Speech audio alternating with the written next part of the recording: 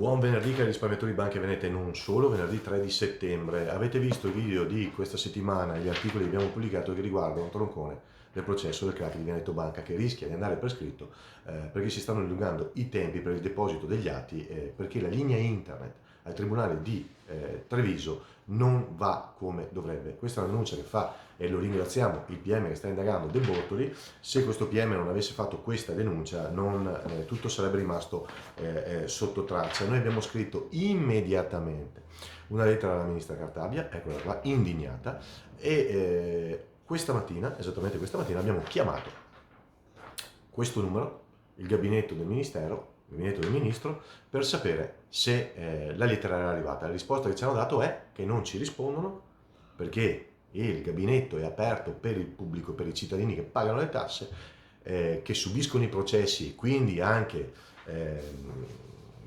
sia come vittime sia come colpevoli, i cittadini, quindi gli utenti dei processi vengono ricevuti e sono ricevuti per telefono solo il martedì e il giovedì dalle 9 alle 11. Dedicano al Ministero solamente 2 ore al pubblico che, ribadisco, è quello che subisce o ha bisogno dei processi e che quindi subisce anche relativi disagi che però possono essere esposti al Ministero solo in questi 2 giorni, in queste 2 ore. Quindi vedrò di ricavarmi del tempo in questi orari per chiamare e sapere se questa lettera è arrivata.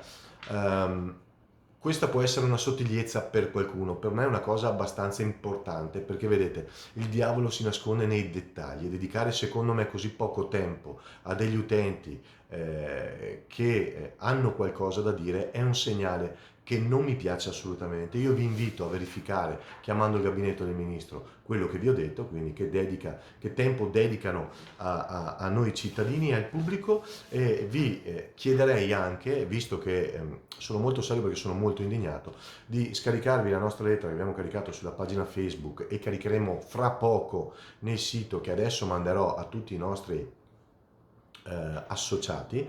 Vi pregherei di mandare questa lettera anche voi al gabinetto del ministro.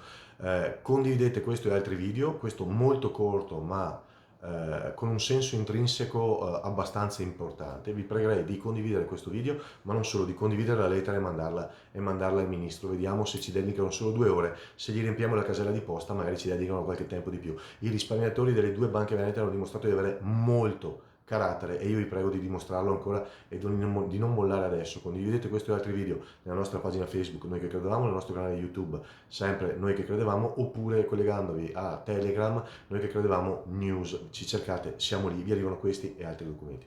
Grazie mille a tutti, buon venerdì, buon weekend, noi non molliamo mai.